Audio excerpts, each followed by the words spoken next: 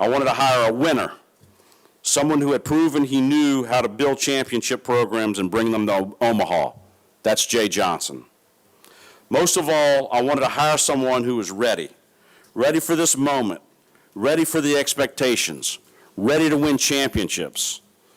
And there's nobody in the world who is more ready for this job than Jay Johnson, because he's been preparing for this moment for his entire life. It is now my pleasure to introduce to you the 26th head baseball coach of the LSU Fighting Tigers, Jay Johnson.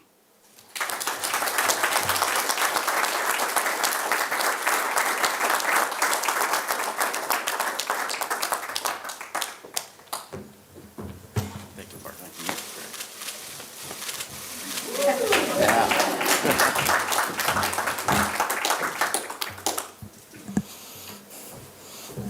I don't think I can do it as well as Coach O, but go Tigers. Let's go. Let's start this thing off right. That was the only thing that we need to say to start this thing off.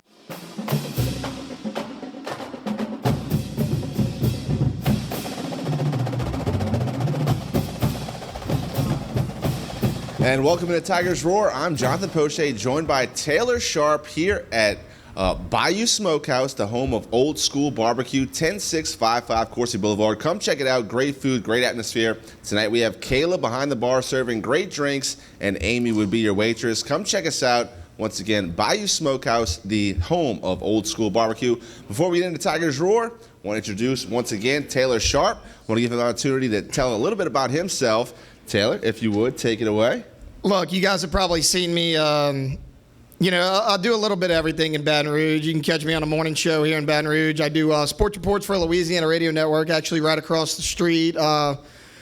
Jumping at every opportunity I can do. Also working for Buddy Sanji, our friend. Yeah, Buddy, man. That's right. 1 to 3, you'll catch us weekdays. Buddy Sports Talk, Pelican Radio. That's right. Check it out. Pelican Broadcasting app is free to download. Go to your app store. Get the Pelican Broadcasting app. Also check it out on TuneIn. That's 1 o'clock to 3 o'clock each and every weekday. Buddy Sanji's Sports Talk. Taylor, happy to have you with us here on Tigers Roar. Jumping right into it, LSU has a new head baseball coach. Paul Mainieri, his 15 years are done with. That era is gone. Now there's Jay Johnson, the Pac-12 Coach of the Year, 2021, comes from the Pac-12.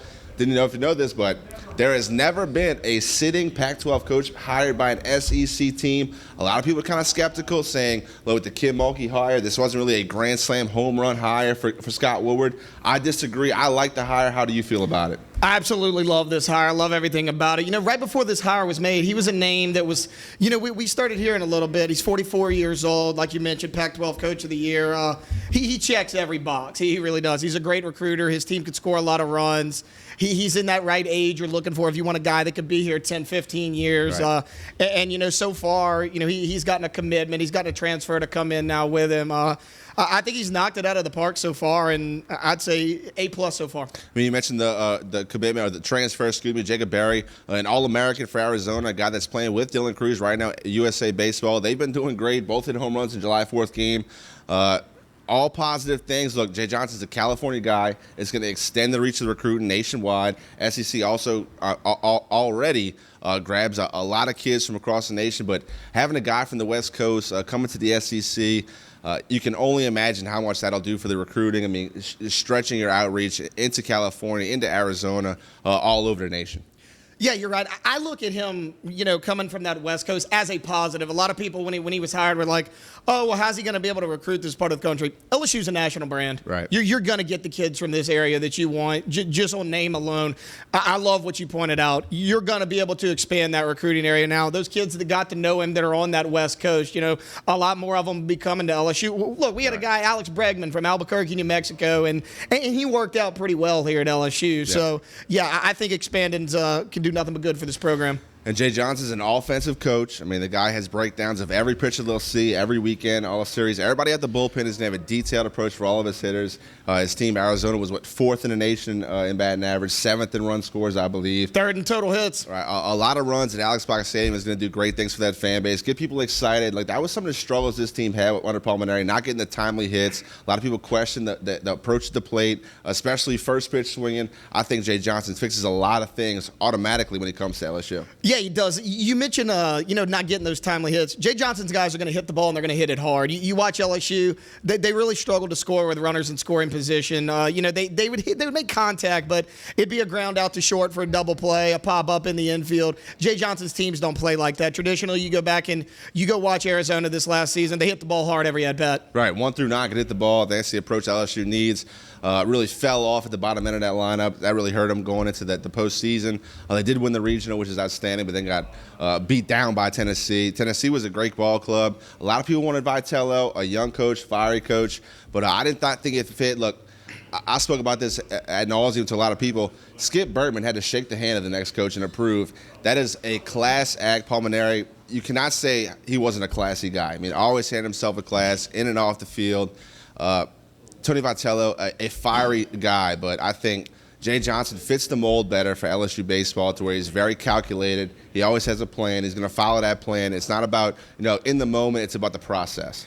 Yeah, Vitello was a little much for me, I'll be honest. I mean, there's fiery, and then there's Tony Vitello. I mean, he's a guy that I thought was a little immature for the LSU job right now. Yeah. And you go look, he hasn't had a ton of major coaching experience right now. I mean, he's only been at Tennessee for a few years now, and he's had a great season, but I think we needed to see a little bit more. If this would have been 5 years down the road from now, I think he would have been a lot bigger contender than he was now. But, yeah, I think so far it definitely looks like you got the right guy in Jay Johnson. We'll talk a lot more about LSU baseball. New head coach Jay Johnson. He also added a pitching coach this week. Also talk about the NIL agreement. A lot of college players going to make some money off their name, image, and likeness. Great news for LSU guys. I mean, like you mentioned, LSU is a national brand. Already a lot of athletes signing deals with different companies. Barstool Sports, I'm a big Barstool guy, Stooley. They've signed Austin Decalis, the latest on the football team. He's a Barstool athlete. I just have a quick question for you, Taylor. Looking back years past, who do you think is the college athlete that would have most profited from the NIL agreement if it would have been made 10, 20 years in the past? Just LSU? No.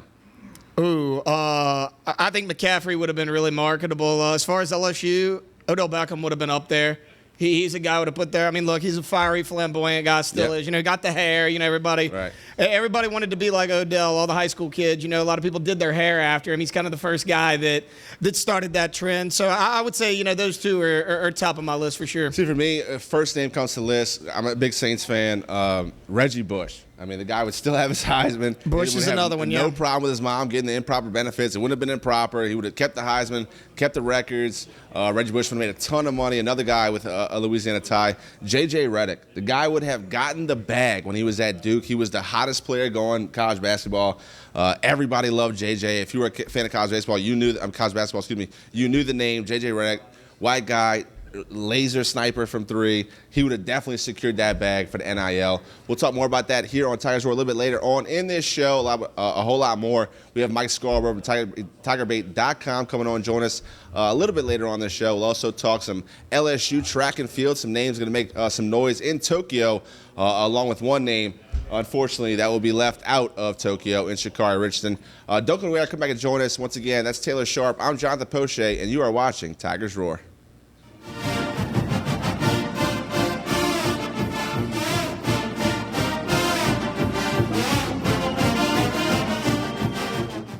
Hi, I am Dr. Farrell Frugier Jr., and I am a general dentist at Frugier Family Dentistry. I was born and raised in Baton Rouge, Louisiana. I went to Catholic High School, LSU, and LSU School of Dentistry in New Orleans, where I received my DDS degree in 1986. I always have and will continue to be committed to continuing my education, to invest in technology which makes the diagnosis and delivery of dentistry more thorough, more comfortable, and more aesthetically pleasing. In our practice, we are here to serve the patients. We want to improve their quality of life and to develop relationships with our patients. In dentistry, we have a chance to impact lives on a daily basis, not just by doing dentistry, but by getting to know them and being a part of their life. We also believe in giving back to our community. So every year, we give back to the Greater Baton Rouge Food Bank, Toys for Tots, and Mary Bird Perkins Cancer Center. Please stop by and visit our office. We would love to take care of you and your family. Team Honda wants to thank you for once again making us Louisiana's #1 new car dealer by offering you never-before-seen savings. For the first time ever, get 0% financing up to 60 months on some of your favorite Honda models. Get thousands in savings right now at Team Honda on Siegen Lane.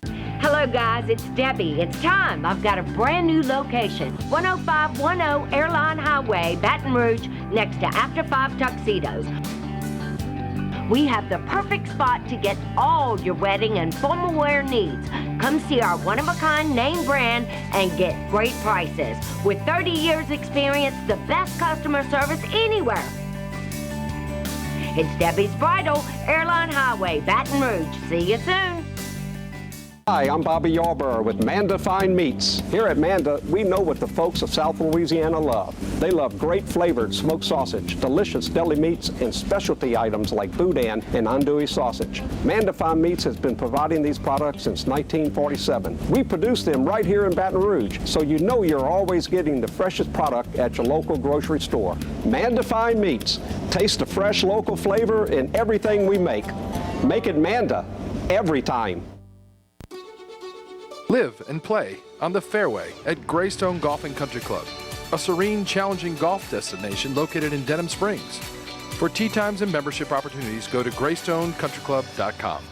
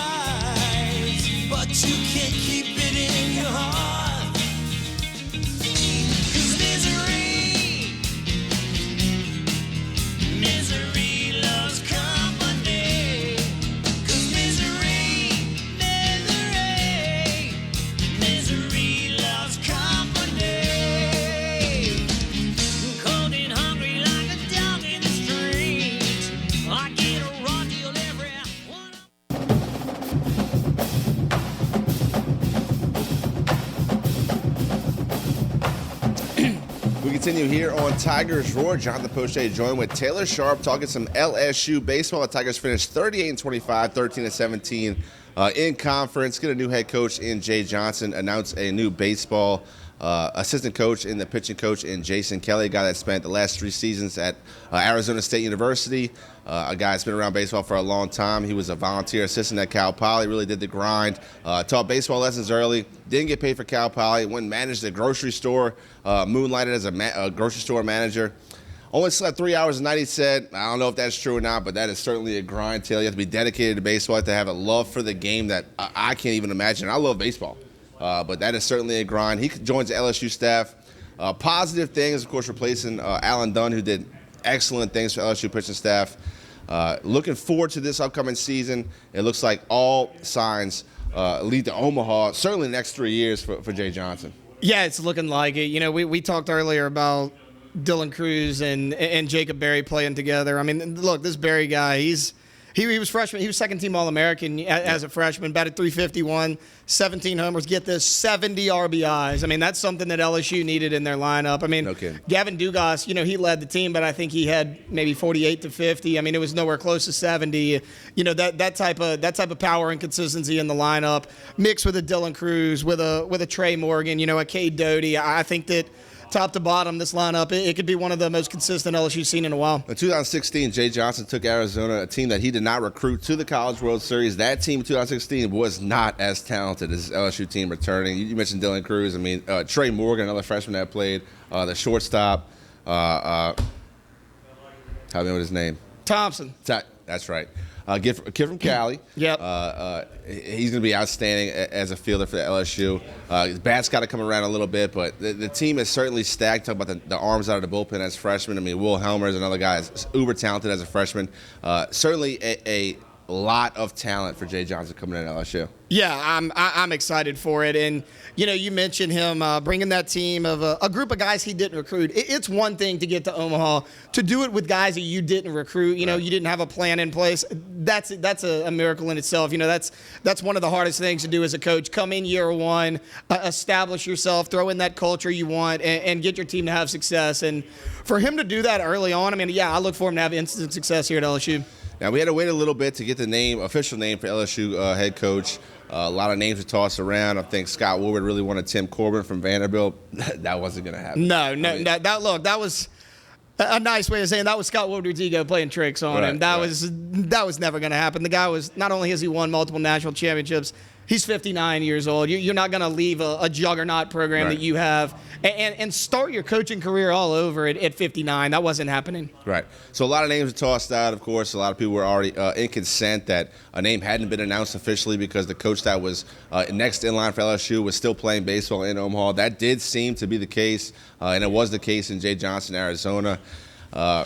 We talked about the level of talent on this team already for Jay Johnson to cultivate. He brings in a guy in Jacob Barry who can absolutely smash the ball, gets a commitment for a very high caliber shortstop out of California. I want to bring you back, though, to the introductory press conference for Jay Johnson. We will show you a little bit of that press conference here on Tiger Shore, but I thought a lot of key things stood out to me. One, about the work ethic. The guy, spends hours upon hours breaking down film. He's going to have a very detailed approach, how he's going to attack every pitcher, not starter and out the bullpen for all of his hitters. He says LSU is going to be the hardest working team in college baseball. I hope that's the case. A lot of years in the past, it seemed to me like LSU teams would get off the bus, say, hey, we're here, we're LSU, we're supposed to win this game. It came out and laid an egg. I don't think that will be the case for this team under Jay Johnson. But, hey, it's hard to judge a coach before he's even played or coached the game, managed the game in uniform.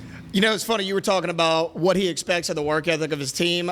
I looked at his work ethic in that press conference. You mentioned him, being the volunteer out there in California. He talked at his press conference about, it feels like I've already been here forever. I've already done so many things since I've been hired. I've only been here 3 days. I've been on the phone with coaches, recruits, whatever it is. He hit the ground running from day one. That kind of commitment and dedication, it mostly means positive things for your program majority of the time. Right, so we'll let you guys listen to Coach Jay Johnson, his introductory press conference just a little bit over a week ago here on Tigers Roar. We'll let you guys listen, then we'll break down some of the things he said. Here is new head coach of LSU baseball, Jay Johnson, his introductory press conference just over a week ago here on Tigers Roar. I don't think I can do it as well as Coach O, but go Tigers. Let's go. Let's start this thing off right. That was the only thing that we need to say to start this thing off. I'm honored to be here. I'm incredibly humbled to be here. And when I think about the 44 years of my entire life, I really believe every day has led me to this podium right now, to this program, and it's beyond a dream come true. I didn't come here for any other reason because this doesn't come along but one time in your life. And I view this opportunity to be the head baseball coach at LSU as the opportunity of my lifetime. Getting started, gratitude is a big thing to me. You don't get to a moment like this without the help of really, really influential and important people.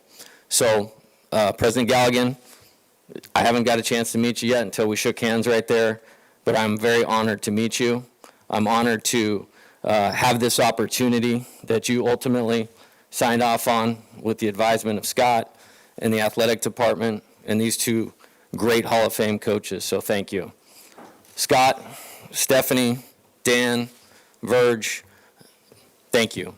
I'm honored to be here, and I really, really respect and appreciate how you guys approached me through this entire time. And there's nothing I want to do more than to give you exactly what you want and want to see just right over there on that field. And I'm going to do everything in my power to do that, to make you guys, the state of Louisiana, LSU, the Baton Rouge community incredibly proud. That is my mission, and that's what we have started working on a couple days ago. These two guys right here, Coach Burtman, Coach Maneri. Start with Coach Burtman. Got a great story about Coach Burtman. I didn't get a chance to meet him until last night, but I was a very young coach, like 24 years old, 23 years old, coaching like Connie Mack baseball. And I had no idea what I was doing at that point in time. So who's the best in the country at what I want to do? It was Skip Burtman. So I bought his videotape. So you made some money off me a long time ago, Coach. It was called How to Win the Big One. I can't tell you how influential that was in my development as a coach. And I have a great story about this, too. This is coaching 16 to 18-year-old boys and your speeches and your motivational sheets and all of these things that you utilized to motivate your players to do amazing things. 5 national championships in a 10-year period is legendary. I look at this man and I see the John Wooden of college baseball. This is the greatest college baseball coach of my entire lifetime. So, Coach, we didn't meet till yesterday. We didn't talk on the phone until a couple days ago, but you've been influencing me for a very long time. And I want to say thank you for that. I'm not standing here today if it's not for that right there, because winning is about people and getting people to do things that they didn't think were possible. Everybody knows what a good baseball player looks like. They can see it. It's tangible. You can touch it. You can put it on a radar gun. You can look at it with pitchability. But it's another thing to get that person to really believe that they're important, they have value, and they can become anything that they want to become. So the hold on to the rope story was told in a small town in California, like we'll go 2001, so 20 years ago. And I believe that was the start of my journey here. So, Coach, thank you for showing exactly how this was to be done. Coach Maneri. So, at 29 years old at the University of San Diego, probably in June, probably sometime right around this time, Coach Maneri was hired at LSU. And I watched that press conference. And I'm not into that sort of thing all the time. But who's Skip Bertman going to choose to lead LSU baseball back to national prominence? Paul Maneri. And I remember, Coach, that day watching you and thinking about, that's exactly how I want to do this. And it was very clear to me that Coach made the right choice. Another great story about Coach Maneri that I'll never forget. I was at the convention in San Diego, I believe, in maybe 2002 or 2003. And Coach Maneri's speech was, how do you win in cold weather? When it was at Notre Dame. So like, man, I'm coaching in San Diego right now. I can't wait to hear this. You know what I mean? And so Coach Maneri goes up there, and he goes, people are asking me, how'd you do it? And how'd you get to Omaha at Notre Dame? He goes, yeah, it's real simple how to win in the cold. The first thing you got to do is put on a jacket. And he puts on a jacket. And right then and there, that was an example of another man, another leader that really knew exactly how to inspire people, to get to people, and all of those things. Now fast forward 15 years. The day Coach Maneri announced his retirement, the SEC network is on all over the United States, and we had a late game that night. And it was in the afternoon, and Coach was probably up here in the same room talking about retiring. And I watched the press conference for no other reason than I just wanted to hear him talk about his journey, his lifelong passion, where he was at, how he got to that point. And Coach, the class that you displayed in that, it was something that's what I want to emulate on a daily basis. And thank you for setting such a great example. It's a national championship coach that did everything exactly how it needed to be done. At that time, there was nothing on my mind other than getting to Omaha in the College World Series. But I shot Coach a text, and I just said, thank you for being such a good example. This is exactly how I want to do this. And a day later, Coach got back to me, and a week later, they're in the NCAA tournament, in the loser's bracket, lose the first one, got to win 4 in a row. All 3 of us have been in that position before at some point in time and have gotten out of regionals and won regionals.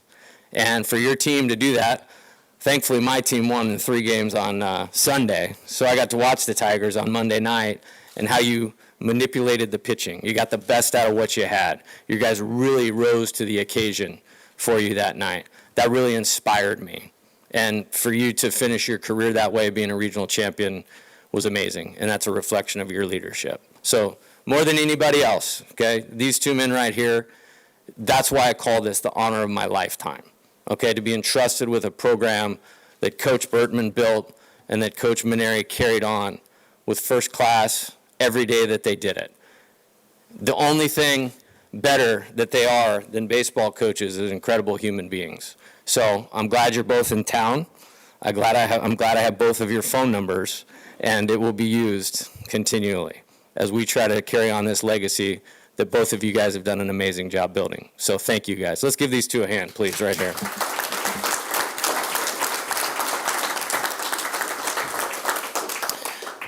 So I've gotten a lot of questions about why here and why now. I think I just explained that relative to the coaches. But Ben McDonald, Todd Walker, Eddie Furness, Warren Morris, Coach Bertman's guys.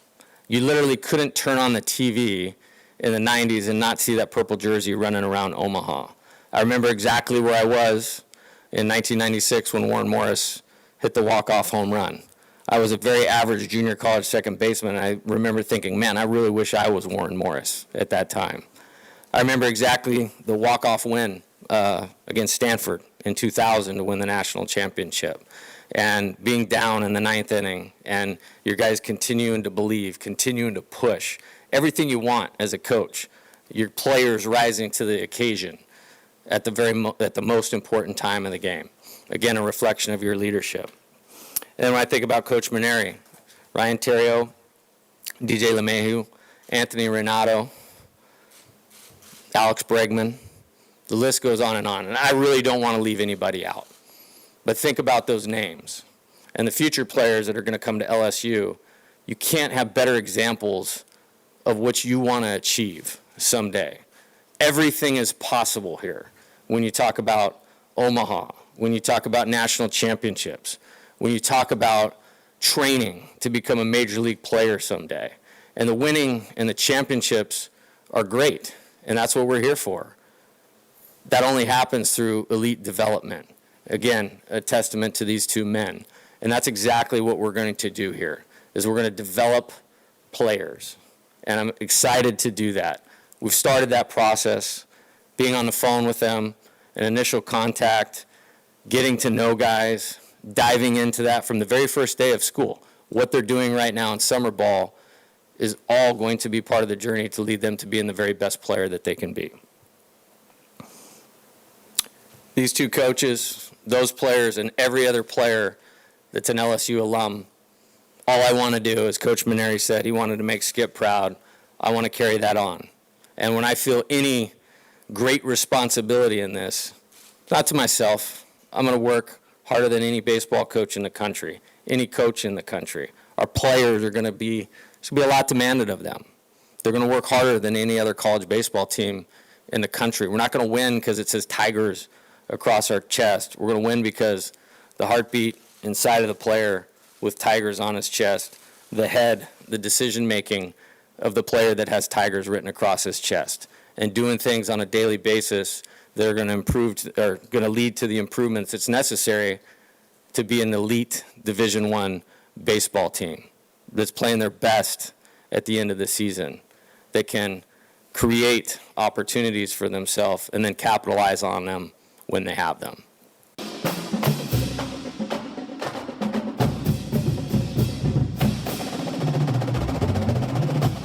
Okay, that was head coach LSU baseball Jay Johnson, his introductory press conference. I want to touch on a few things he said, Taylor. First thing that stood out to me really was his appreciation of Coach Paul Mainieri and Coach Skip Bertman and the legacy that Skip set. Of course, you go to Smoke Laval, then you go Paul Mainieri. Paul had 15 years. He did a great job. LSU won a national championship under Paul. A lot of appreciation to those guys, trying to live up to the legacy that they left, and doesn't want the program to fail because of what those guys did. Yeah, you know, he talked about this is a continuation of what those guys did. We're not rebuilding. We're gonna continue the way of LSU baseball, and that's probably comforting for a lot of fans, you know, because Jay Johnson, to a lot of LSU fans, is still very much an unknown. You know, you mentioned him being very much a West Coast guy, him coming down here to South Louisiana, for him to, you know, have that connection already with Skip Bertman and Paul Mainieri and looking up to him. I think that was kind of a calming of the nerves, if you will, for LSU fans. I thought it really calmed nerves when he talked about how he looked at the tapes that Coach Skip Bertman put out there 30 years ago when Coach Jay Johnson was a young man, watched the coaching tapes about how to motivate and get to his players. I thought that was inspiring. I mean, really, a guy that's been familiar with the program that long. You heard him mention all the players in the past.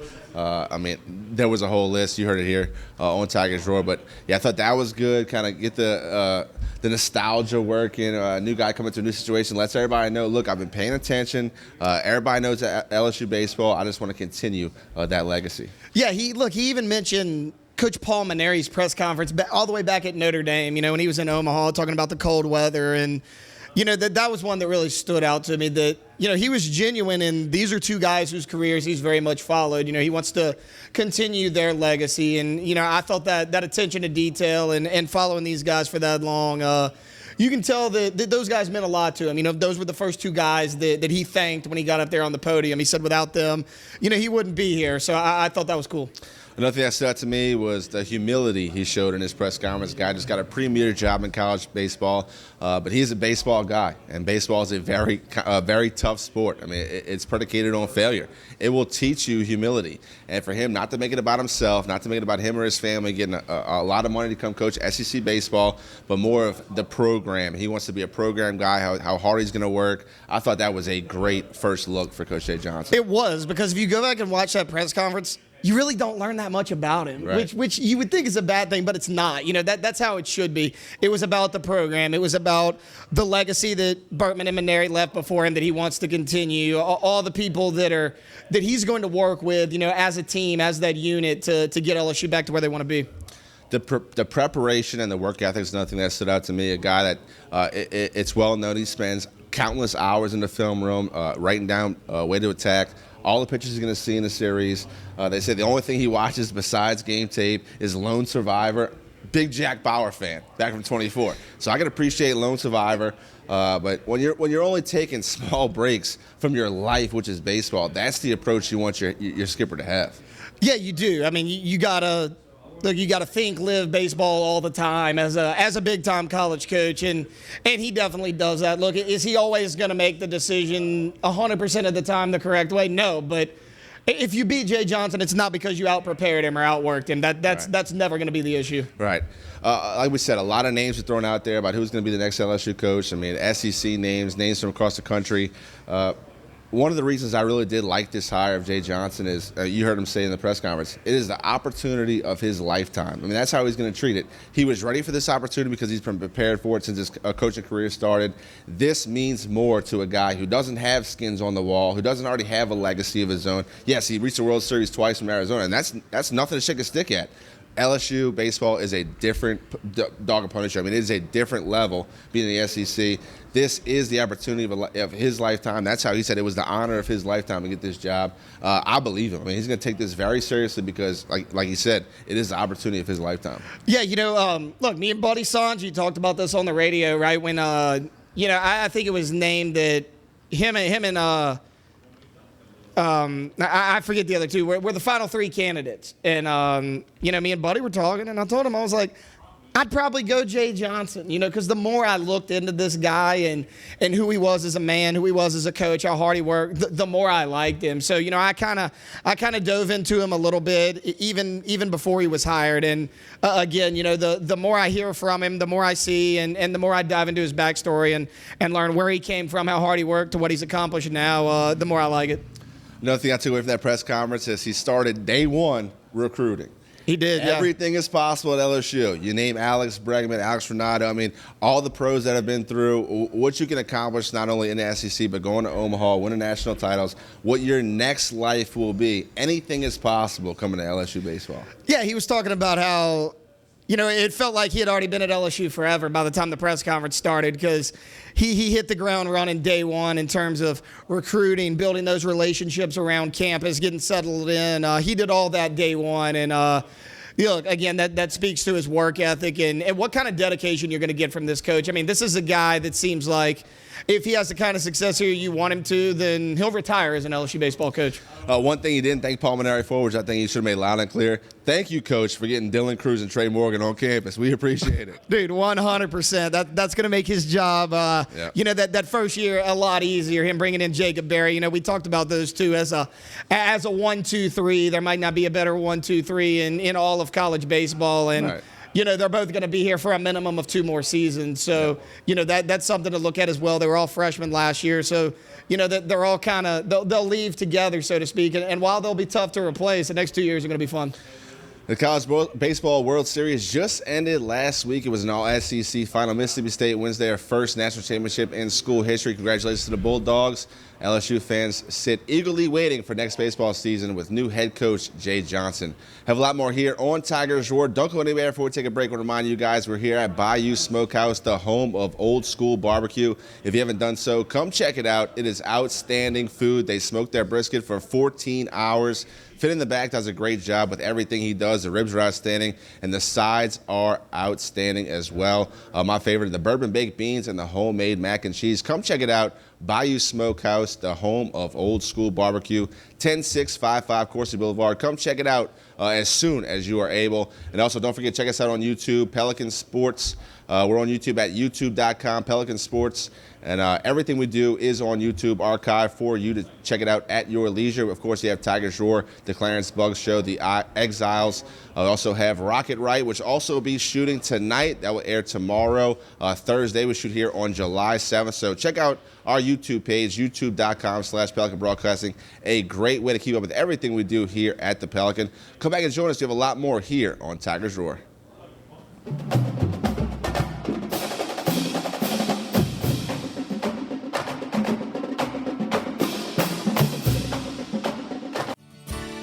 Creel Tree Service is a licensed and insured tree service providing tree and stump removal, topping, trimming, cabling, pruning, and fertilizing.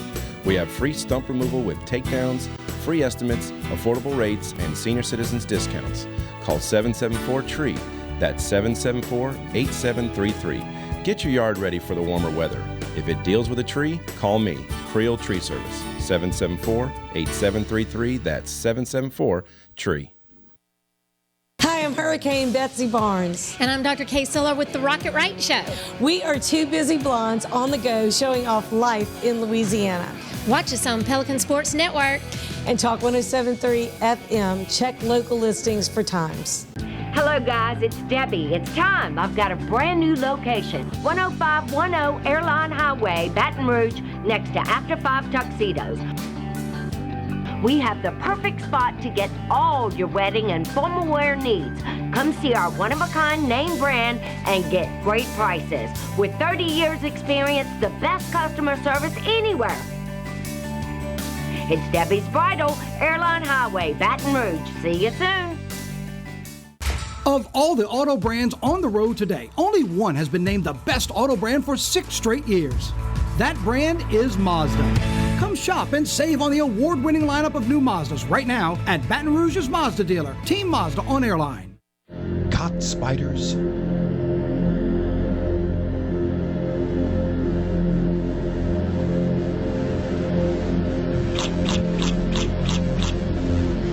Premier Pest Services. I've seen a lot of things during my life, more bad things than good. I've lived in a lot of places, but never a home. I don't think anybody cares about me anymore. And now, I'm tired. Signed, Brian, age 11.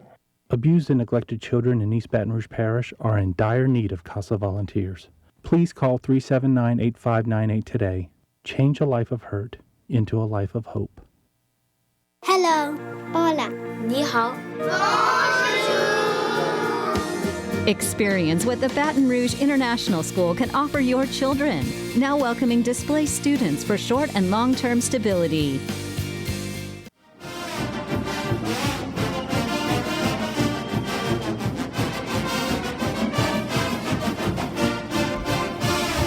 We continue here on Tigers Roar. I want to talk some about the NIL agreement. College players will now be able to profit on their name, image, and likeness. I want to get Taylor's opinion about how this will change college sports.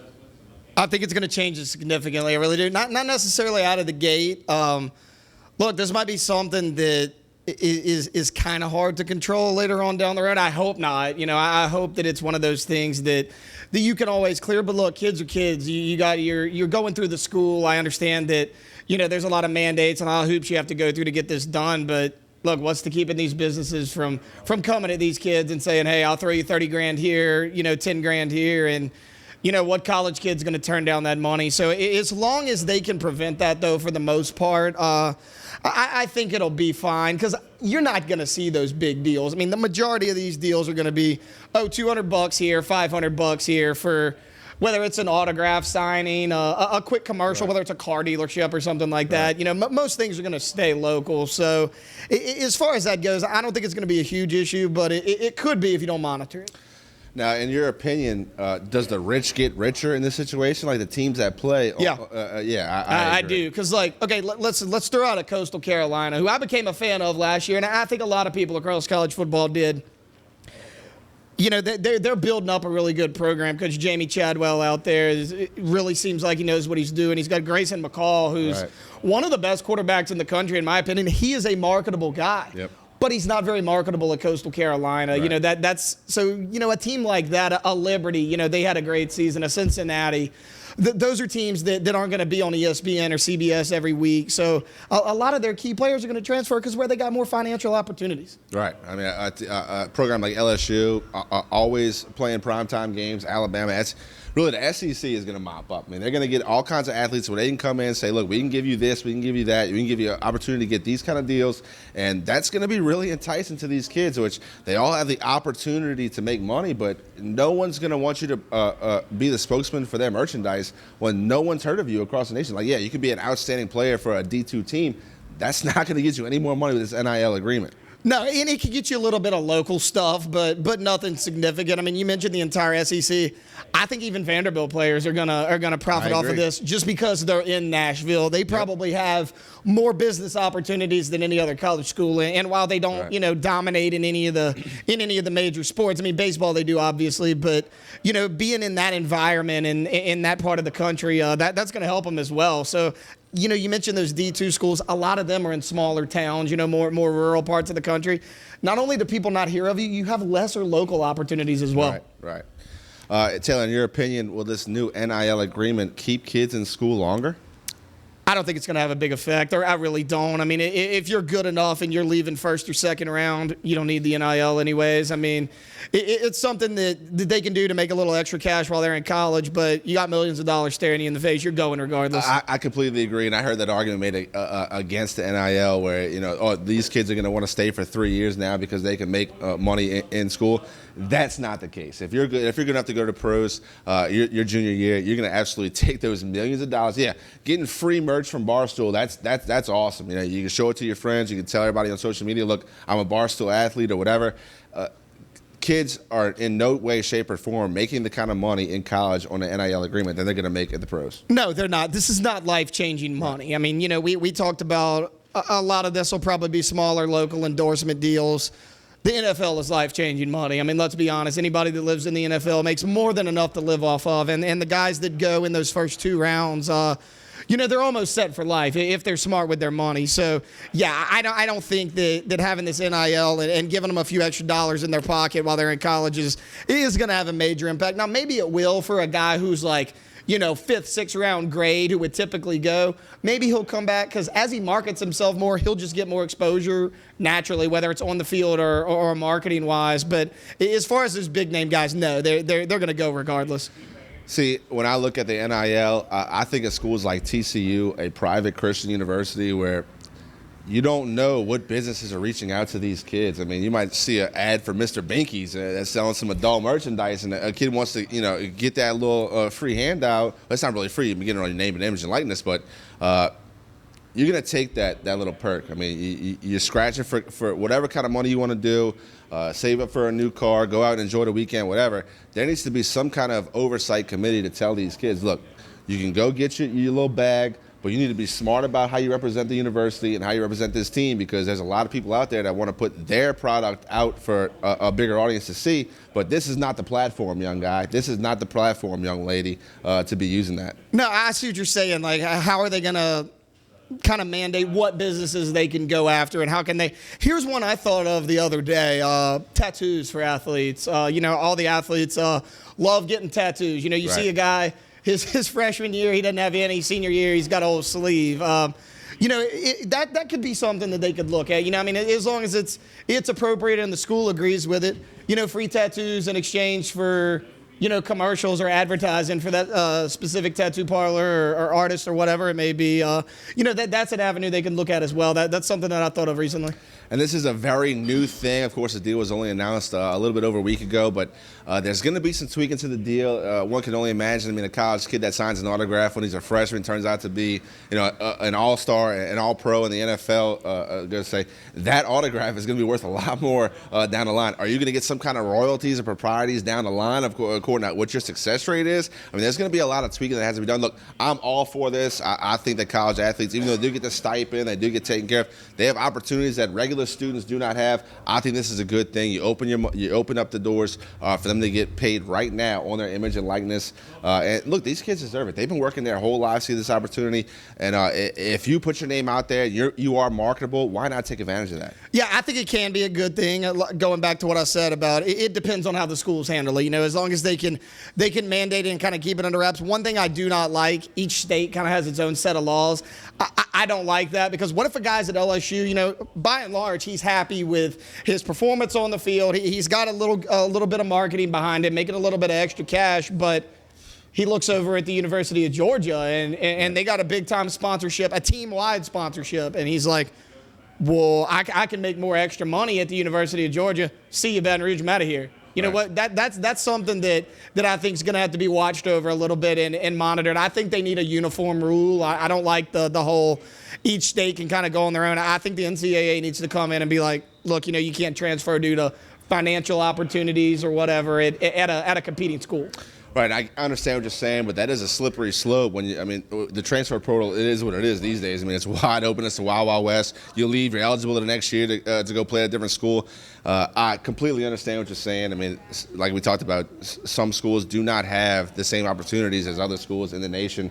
I mean, there's a lot of colleges out there. Obviously, a student kind of knows where he's at when he's being recruited, what opportunities will be available to him, depending on how you play. I mean, kids, if you show off on the field, opportunities will present themselves, so you make your way up the ladder. But I agree. I mean, there's got to be some kind of oversight committee, and that's why this has been so crazy these last couple of weeks with this filing. And Louisiana played a big part in getting this deal structured and done. I mean, tip your hats to NCAA to open the door for kids to make profit off their name, image, and likeness in college. But like I said, there's just so many question marks. I mean, moving forward, there's such a brand new idea. I mean, the one thing that I immediately thought about, and I was a big gamer when I was growing up, when they took away NCAA football, I was devastated, man. Heartbroken. So now, hopefully, this kind of opens the door back. EA Games can come back, make a game. You don't have to download the rosters and get the names on some fake players. They can put the names and the image and likeness in the games and bring back NCAA. Look, if they bring that back, I'm happy. The rule was a success. Worth it. Yeah, it was a success. But no, you're right. This is something that's very much going to be a trial and error type thing. It can go good. It can go bad. It's going to be kind of a learn as you go. I think the NCAA will come in and kind of, drop something there, drop something here, kind of, okay, well, you can do this, but stay away from that area, that type of business. Come do this. And, you got to have a little bit of oversight. I mean, you give the kids their creative freedom, but to a certain extent. I mean, you mentioned creative freedom and being kids. I mean, once again, these are 18, 19, 20-year-olds. These companies are entrusting to show their brand to the national audience. Now, what happens if a kid gets signed? Something happens off the field, they get into some trouble. Are those kids going to be responsible in some kind of reparation, payback, or how's that going to work? Well, let me throw this one at you. I mean, LSU's already had two pretty well-known players sign endorsement years. Derek Stingley's with the Walk-Ons now. Right. Miles Brennan has Raising Cane's and even more locally, Small Sliders, the drive-thru burger place. Let's say Miles Brennan loses his starting quarterback job and he's considering transferring. What happens to his endorsement deals at this point, especially with Small Sliders? I mean, Cane's is more of a nationwide, they're bigger. Small Sliders on Nicholson Drive. That's it. Ain't no other location. Right. So, that's something that's going to have to be taken into consideration. You got an endorsement deal and you get benched or you lose your spot for whatever reason. You're going to have a lot more question marks entering that transfer portal if you have money on the line where you're currently at. And we already talked about it. A lot of these kids are only going to get deals with local companies. A lot of kids, even though they're going to be signed athletes, are really only going to get merchandise. I mean, they have the opportunity to wear clothes or get free stuff.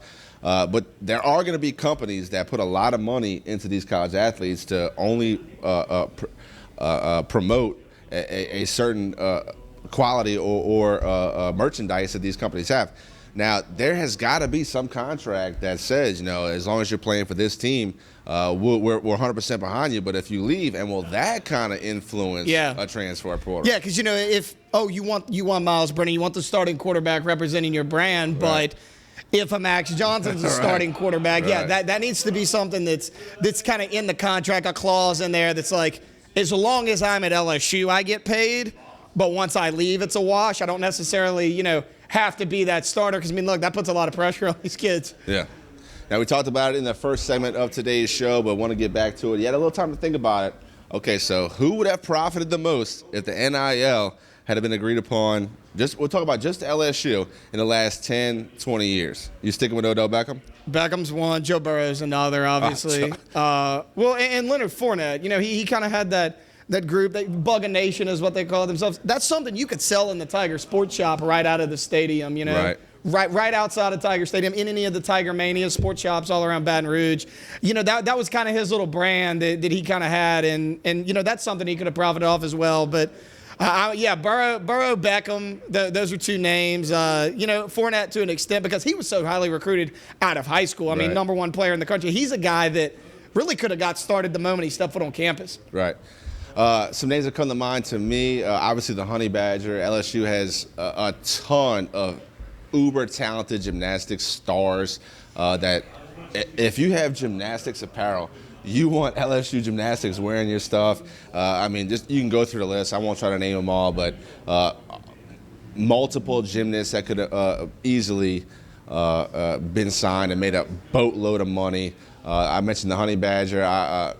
There's been a lot. Obviously, I agree with Joe Burrow and Leonard Fournette.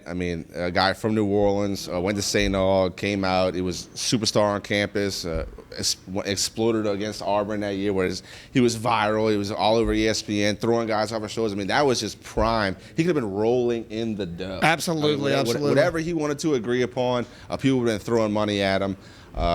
Look, LSU, there's not a lot of schools that are on the same plateau as they are when it comes to nationwide reach. But just having this NIL agreement, it opens so many doors to these young kids. I know that past LSU players are envious. They could have got the bag in college. Yeah, they are. Because you mentioned, LSU's on a different level than a lot of schools. Look at the national broadcasters that are LSU alum. You got Booger McFarland, Ryan Clark, Marcus Spears. That's just three off the top of my head. The LSU is very much that national brand, and that broadens what these kids can make money off of endorsement-wise, just because LSU has a broader reach than a lot of schools.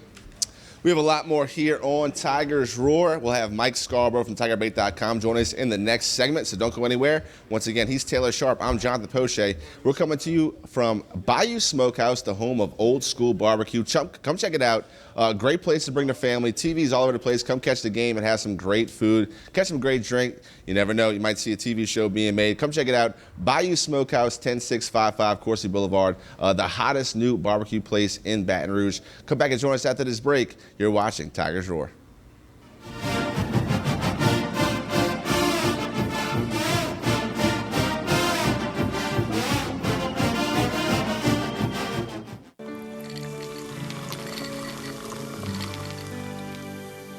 No one can stop me when I taste the feeling. Nothing could ever bring me down. Nothing could ever bring me down. Taste the feeling. Hi, business owners. Phase 3. Woohoo! But do your customers know you're back? Well, that's where the Clarence Bugg Show and Pelican Broadcasting can help. Right now, we've got great rates on advertising packages to help you get the word out. Shoot me an email at bugsclarence@gmail.com. Or better yet, call me up. I'd love to talk with you. 225-485-6839. Let's get together and make Phase 3 the best it can possibly be.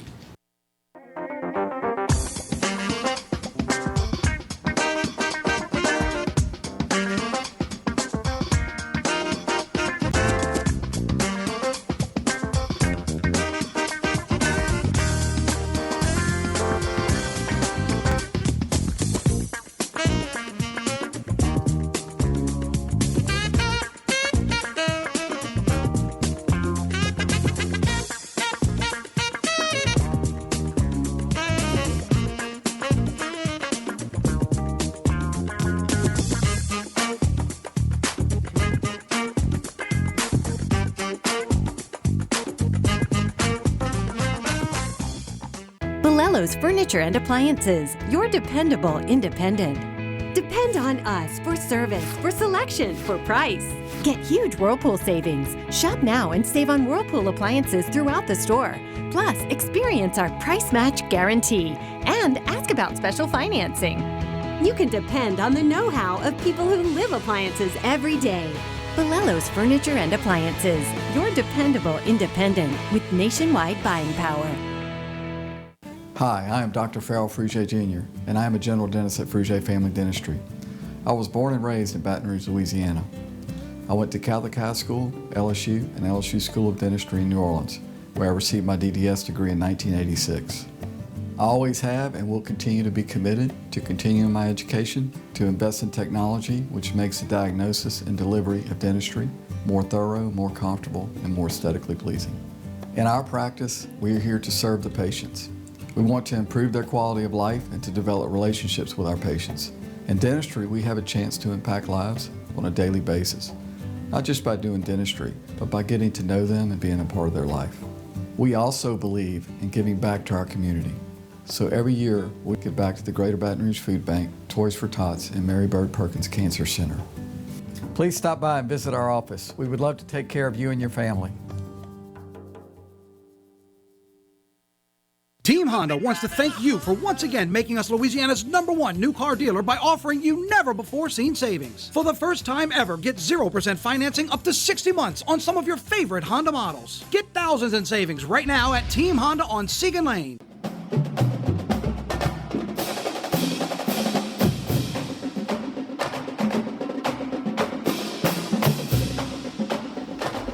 We continue here on Tigers Roar. Happy to be joined by Mike Scarborough from TigerBait.com. Everything you need to know about LSU sports, especially recruiting. Mike is your man over at TigerBait.com. Want to bring him into the show.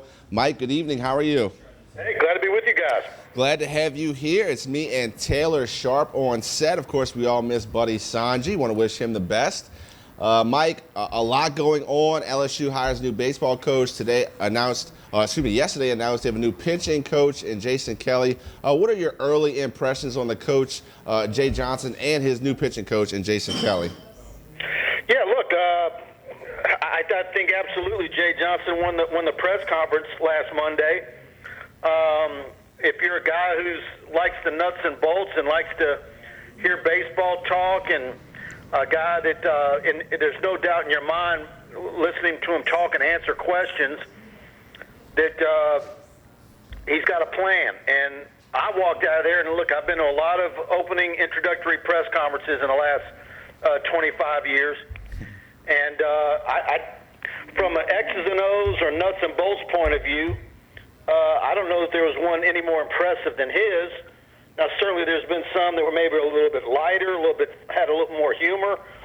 But I don't think there's any doubt in my mind that from an analytical point of view and his approach to his program, I think he's going to be successful. And so you had a pitching coach, and now we just got word right before coming on the air with you that he's also hired his recruiting coordinator from Dallas Baptist. So he's filling it up. Mike, you mentioned the analytics. I mean, one thing that's known about Jay Johnson, he spends hours in the film room coming up with a plan for his hitters, not only for the starters, but every pitcher out the bullpen in a series. If you're an analytical guy, I mean, you hit the nail on the head. This is your coach. I mean, the guy is going to have a very detailed plan for every one of his hitters, and that's only got to help these young hitters for LSU. Yep. Dan Fitzgerald from Dallas Baptist is going to be the associate head coach and recruiting coordinator. So on our initial hot board, once Maneri announced his retirement, we had the head coach from Dallas Baptist as one of the guys to look at. Didn't go that route, but took one of his top assistants. So, yeah. And I've already made a few calls, and I'm hearing great stories about his ability to evaluate talent and find some real diamonds, including a kid from Zachary that he got, so that nobody had really heard about. That was a phenomenal player for him. So I kind of like the fact that Johnson is going a bit out of the norm and not hiring a bunch of names that we know about, some local guys or Louisiana guys. Yeah. I like that he's going to basically, start anew and give it a new look. Mike, you mentioned, Fitzgerald from Dallas Baptist will now be the recruiting coordinator. Jason Kelly himself is a guy that was a recruiting coordinator at Washington and Arizona State, along with being the pitching coach. How involved do you think he'll be in recruiting now that, they hired Dallas Baptist as recruiting coordinator? But will Jason Kelly still have a role in that recruiting trail? Oh, no doubt. I mean, as a pitching coach, you're going to, be a guy that the pitchers are going to want to talk to. So I don't, I got a pretty good idea how football recruiting works. I'm not sure how they divvy it up in baseball. I'm sure they're all involved in some level. Certainly your head coach is involved. But, your pitching coach is going to certainly be a part of the recruiting process of his pitchers. So, and everything I'm getting is that his former pitchers love him. So, yeah. Look, Johnson has obviously taken his time and interviewed a bunch of people and come up with some guys that he thinks fits his program and what he wants to do the best. So now we're going to wait and see which of the carryovers from Maneri's program will be back, which ones look for a home elsewhere. How much different does the returning roster look like from 2 weeks ago to what the actual roster is going to be in September? Those actually enrolled in school and still there. What additionally does Coach Johnson bring in for the program? And then the other thing I'm wondering is we keep hearing about, this is an opportunity now.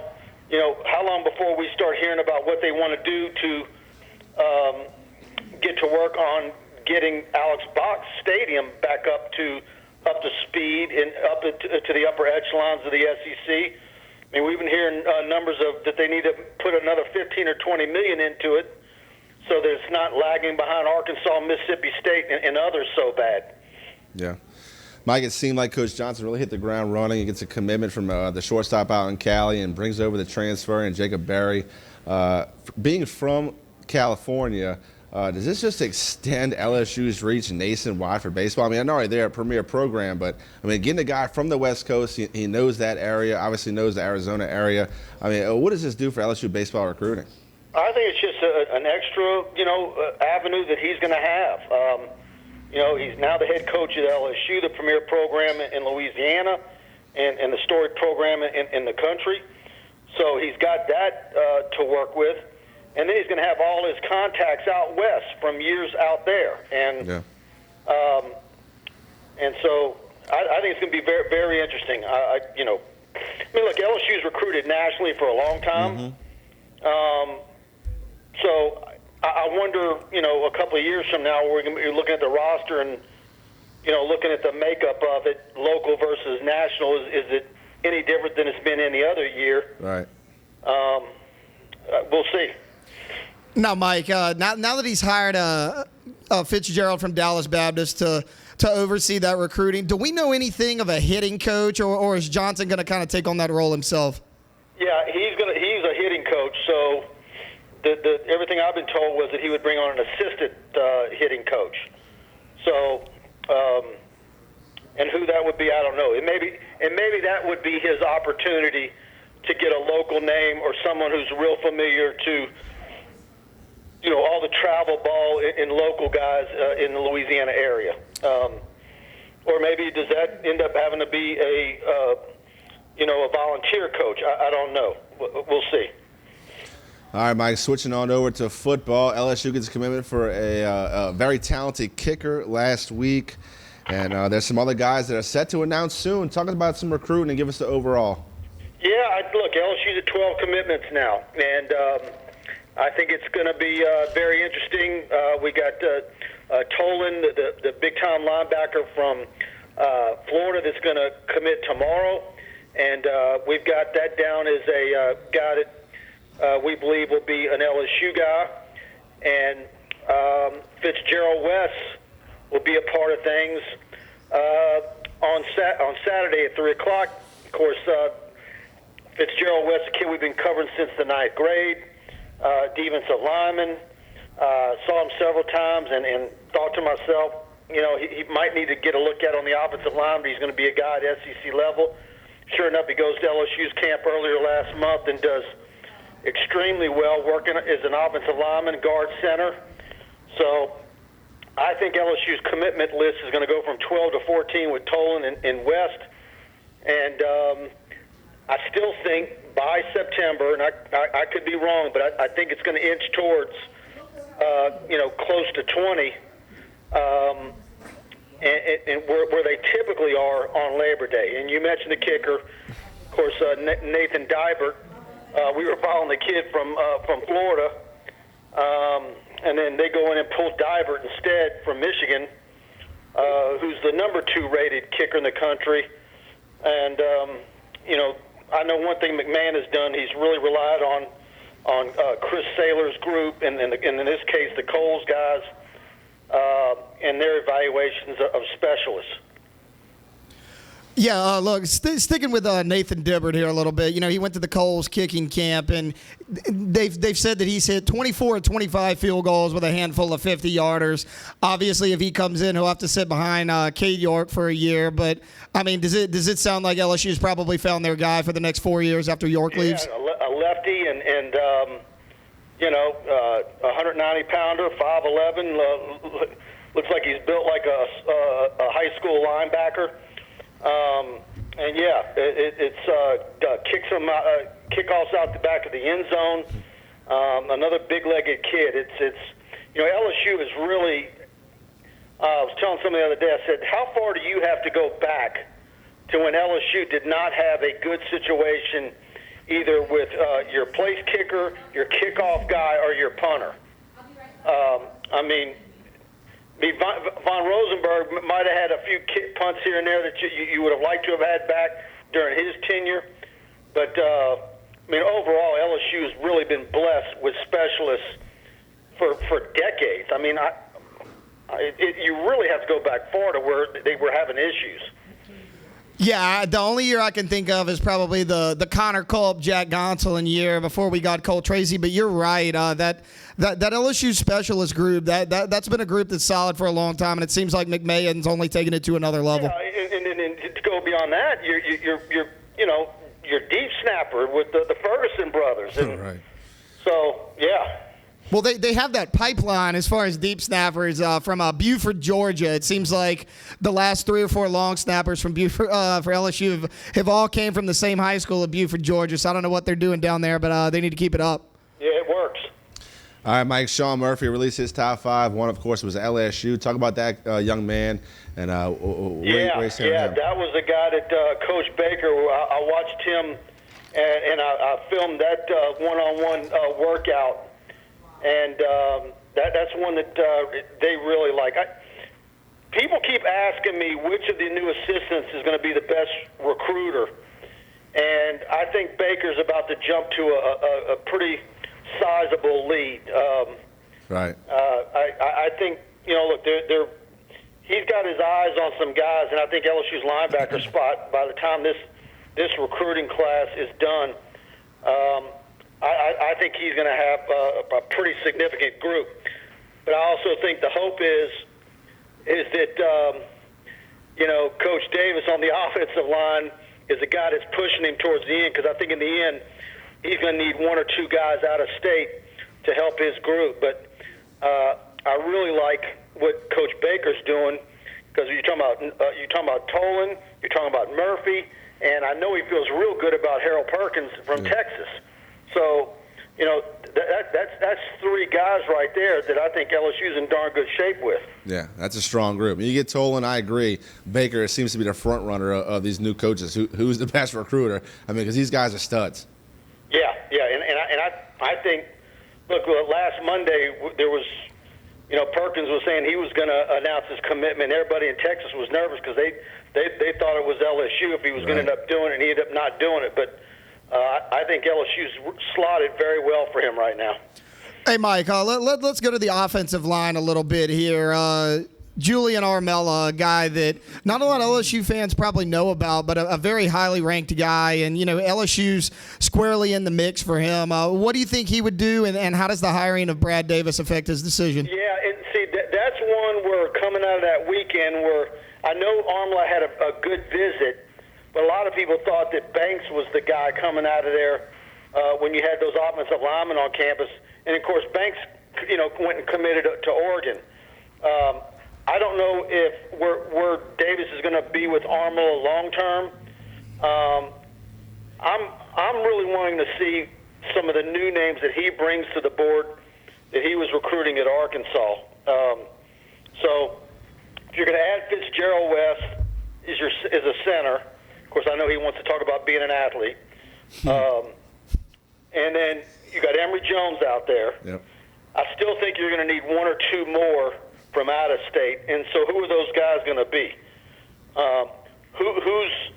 It's going to be very telling in my mind who comes back. If any of those guys come back from that first big official visit weekend, that group of offensive linemen, who comes back for an unofficial visit for an LSU home game? To me, that's going to be a tell. All right, Mike, LSU is sitting pretty in the quarterback room. Of course, you have Brennan, Johnson, Nussmeier. Next season, supposed to add Walker Howard. But the name that I always get asked about is Arch Manning, a guy out of Newman. I know you don't have a crystal ball, but if you did, what would be your percentage of Arch Manning coming to Baton Rouge? I don't know. Probably no higher than 20%. See, I agree. I agree completely. Obviously, pressure from family, but the room. I mean, the room is going to be so crowded. Nussmeier and Howard, I expect to be a quarterback battle for years to come. Got to get. I tell you what, though, I agree with you, but I tell you what, I think Walker Howard would welcome Arch Manning to come. So, really, I don't.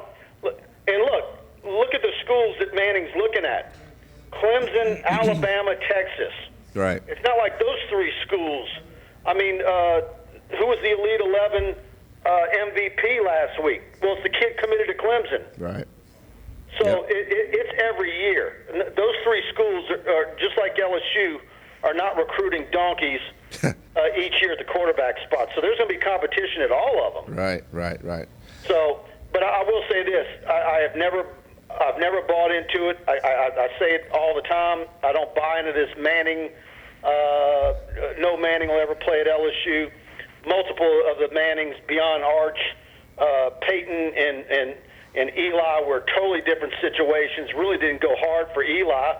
Already had their quarterback on campus, and everybody forgets that Josh Booty was rated higher than Peyton Manning, and everybody was more excited about Josh Booty at the time. And also LSU was the dregs of society at that time as far as a football program. Yep. I think the Mannings are more about who's your coach, what's the stability of your program, the intelligence of your offensive coordinator. I think Arch actually likes LSU a lot, and he's got multiple teammates that are going to be wearing an LSU uniform. So that's why I don't see it, say the chances are zero. But I'm kind of like, I don't know that I'd go any higher than 20%. But look, if he's going to decide he wants to make an early decision, then probably isn't good. But if he delays and goes into next year a good bit, and Jake Peets' offense looks really, really good next season, that 20% all of a sudden could look a little bit different. All right, Mike, that's great stuff. Look, a lot of people are going on vacation this time of year. I know a guy as busy as you doesn't get to do a lot of vacationing. More like stay at home vacation. I know you like to watch a lot of movies. Mike Scarborough, what have you watched lately, and what do you recommend that's out right now? Yeah, I got a bad habit of turning on the TV at 11 o'clock and binge watching till 2 or 3 in the morning. So, what are you binging? I like Ragnarok, the Norwegian version of Thor. Okay. Yeah, that one was really good. Non-Marvel Thor. That was a good two seasons so far of that one. Ragnarok. All right. Heard it from the man himself. Mike, before we let you go, tell everybody about TigerBait.com and how they can subscribe today. That's it. Go to TigerBait.com. TigerBait.com. Give us a subscription. We want to have you as a part of our Tiger Den online community. Our message board is really starting to roll, and a lot of great conversation there, a lot of good off-topic posts as well during the slow times of summer. But choose the annual package. You save 3 months when you do that. And if you're an LSU fan, I think you'll enjoy TigerBait.com. You get our text alerts, our newsletters, all of our recruiting updates, coverage of football, basketball, and baseball, and we're going to even do some women's basketball this upcoming season. There's a demand for it, so a lot of new stuff coming at TigerBait.com. Certainly appreciate you, Mike. Talk to you soon. Thank you all. Talk soon.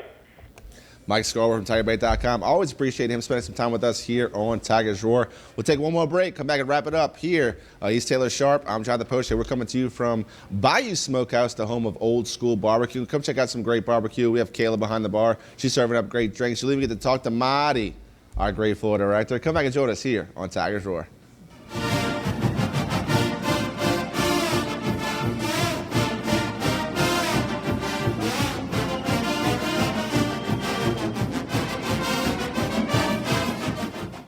Sometimes life is wonderful, and sometimes it's not.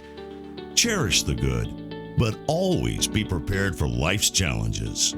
At Private Healthcare, we provide the peace of mind you deserve. With Private Healthcare, you'll get the coverage you want and healthcare you need. If your employer doesn't supply healthcare coverage and you don't qualify for Medicare or Medicaid, you need to give us a call right now. Private healthcare is private health insurance for ages 65 and under with medical, dental, vision, and even prescription coverage. When life comes at you unexpectedly, you need to be ready, and health insurance is your financial safety net. Health insurance has never been so easy and affordable. If you're looking for health coverage at the best price and your annual household income is $35,000 or more, call the number on the screen now and speak with a live healthcare consultant. Don't wait. Get the coverage you need now.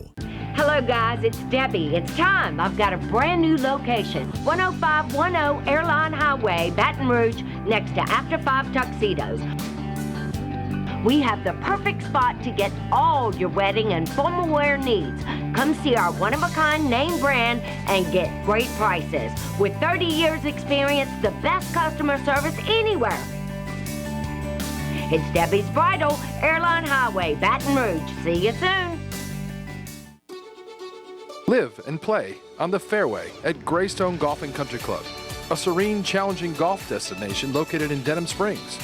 For tee times and membership opportunities, go to GreystonecountryClub.com. They said I could find you here. Why are you fishing? Our company's got to ship out 2 full color brochures and 20 color copies. You're killing me. It's done. Designed, printed, packaged, and shipped. How? You just got to know the right people. Baker Printing, the printing people.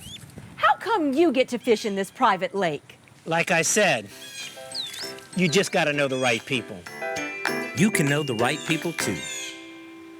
Hi, I'm Bobby Yarborough with Manda Fine Meats. Here at Manda, we know what the folks of South Louisiana love. They love great flavored smoked sausage, delicious deli meats, and specialty items like boudin and andouille sausage. Manda Fine Meats has been providing these products since 1947. We produce them right here in Baton Rouge, so you know you're always getting the freshest product at your local grocery store. Manda Fine Meats. Taste the fresh local flavor in everything we make. Make it Manda every time. Hello. Hola. 你好. Experience what the Baton Rouge International School can offer your children. Now welcoming displaced students for short and long-term stability.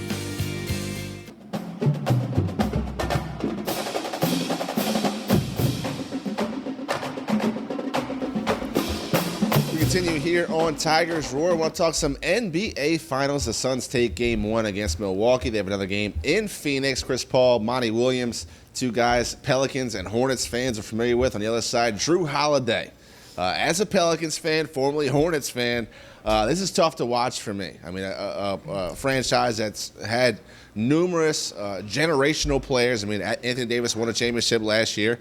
They did rebuild with Zion Davidson and Williamson, and Brandon Ingram. But look, long road for Pelicans to be relevant. Happy for Chris Paul, happy for CP3. Monty Williams, a guy that's dealt with too much that more than one man should have to stand. As a coach, he's done a great job. A very humble, likable guy, does it with class. Chris Paul, happy he gets to play in the finals. In my opinion, one of the best point guards to ever play the game. If he wins this finals, I think it's cemented as one of the best point guards to ever play the game. I have the Suns in 5, not like your boy. Suns in 4. That was a crazy video. Loved it, though. Yeah. I mean, that's what sports is all about, right? I agree with you there. I think I got Suns in 6, but I got the Suns winning it as well. They're playing great. Their transition defense is some of the best transition defense I've seen in quite a while in the NBA. I mean, even on fast breaks with Milwaukee, with Giannis running the floor, they didn't allow anything easy inside. I mean, every shot was contested. They get back in a hurry. Yeah. And, I mean, that's a testament to Monty Williams and that coaching staff. Yeah.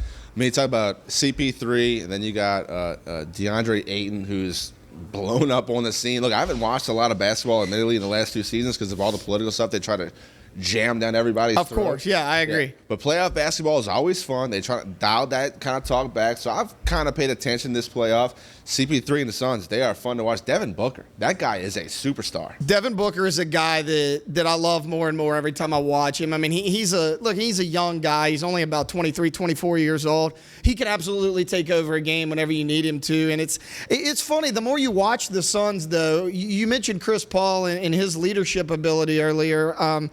Earlier in the season, they were letting Devin Booker take over and kind of be that guy. Now that they're in the thick of things, they've let Chris Paul kind of run the show a little bit. He's taking the clutch shots. He's dominating in the fourth quarter, and because he's the only guy with a lot of playoff experience. Because what have we said for the longest time? I mean, anybody who's watching the NBA saw that this Suns team was just oozing with talent. They just needed that one veteran presence to bring it all together, and they could not have picked a more perfect player than Chris Paul. Chris Paul, 32 points, 9 assists, and 4 rebounds in Game 1 of the Finals. If he continues that pace, Suns are going to be very difficult to beat. It might be Suns in 4.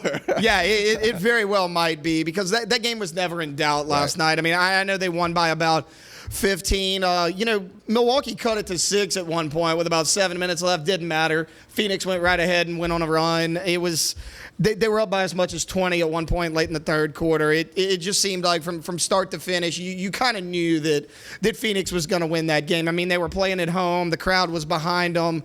A veteran presence like Chris Paul. You mentioned DeAndre Ayton earlier, steadily becoming one of the best centers in the NBA. Absolutely. He had 22 and 19 last night. I mean, that is an incredible stat line, and he's kind of been performing that way throughout the whole playoffs, especially in the Western Conference Finals against the Clippers. He was taking over at times, with that big three of Paul, Booker, and Ayton, and then you got a good perimeter shooters. Jay Crowder played terrible last night. He was 0 for 8. He had 1 point, but he's a guy that can be that knockdown three-point shooter if you need. Mikal Bridges is another great wing. And with Paul running that show, dishing it out to guys, you're forcing the defense to have to play a lot more isolation on you. You can't double team because they can kill you so many ways. Right. Langston Galloway, a guy in Baton Rouge, a lot of people in Baton Rouge will be familiar with. He's also on the Suns. Does not see playing time that often, but another guy with Louisiana ties in the finals. It's been interesting. Want to switch real quick. A few minutes left here on Tigers Drawer. Talk some LSU track and field. Had a guy, Mr. Hoops, Javon Harrison, qualify in both the high jump and the long jump. The first person to do that, 1912, Jim Thorpe. Outstanding. They call him Mr. House for a reason. I think the guy jumped, 27 and a half feet. Yeah, something ridiculous. I mean, he could beat a kangaroo in a jumping contest. Yeah, he's, look, you mentioned the first person to do it since Jim Thorpe in 1912. That should tell you how hard it is because, people throughout time always consider Thorpe probably one of the best athletes ever across any sport. And for him to be mentioned in the likes of him is quite an accomplishment in itself. Also have to mention Sha'Carri Richardson. It was announced yesterday, that she will not be eligible or selected to run in the women's relay, the 400-meter relay. Of course, you heard that she failed a drug test for chemicals found in marijuana. She came out in a tweet, a statement that said she found out her biological mother had passed away and she smoked marijuana as a coping mechanism. Olympic Committee, they see that as a performance-enhancing drug. I don't agree with that assessment. It is against the rules, so look, rules are rules. She has to face the consequences of her choices. She stepped up. She owned it. She said that she's human.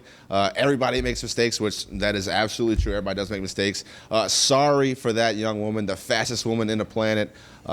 She would have done outstanding in Tokyo. Was a favorite to win in the 100-meter dash.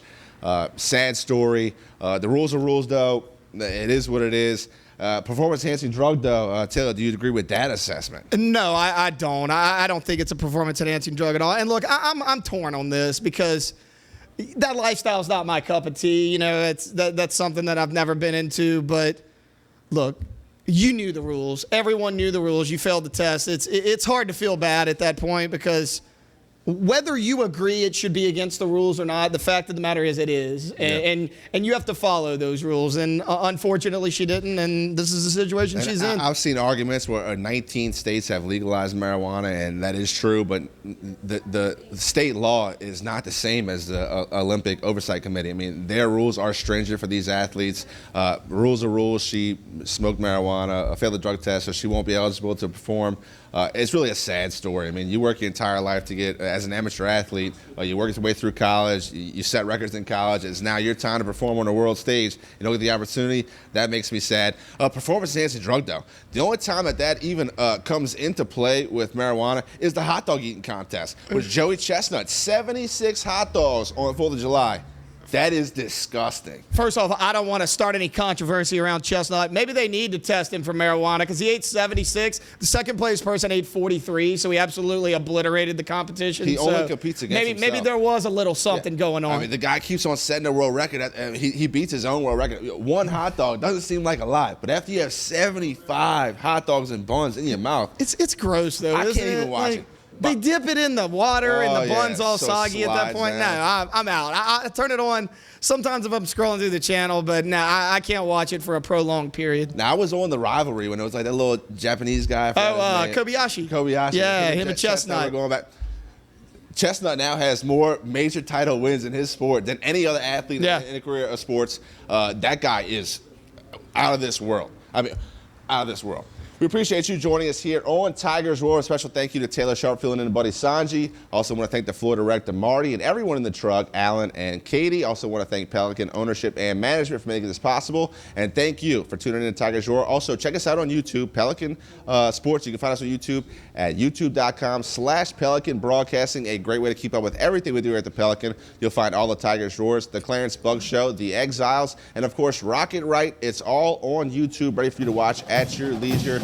Don't forget, come check out Bayou Smokehouse. Great food, barbecue everywhere, TVs all over the place. Great place to bring the family. Come grab a drink, grab some great food. Join us next time here on Tigers Roar. Once again, Taylor Short, Jonathan Poche. We appreciate you tuning in.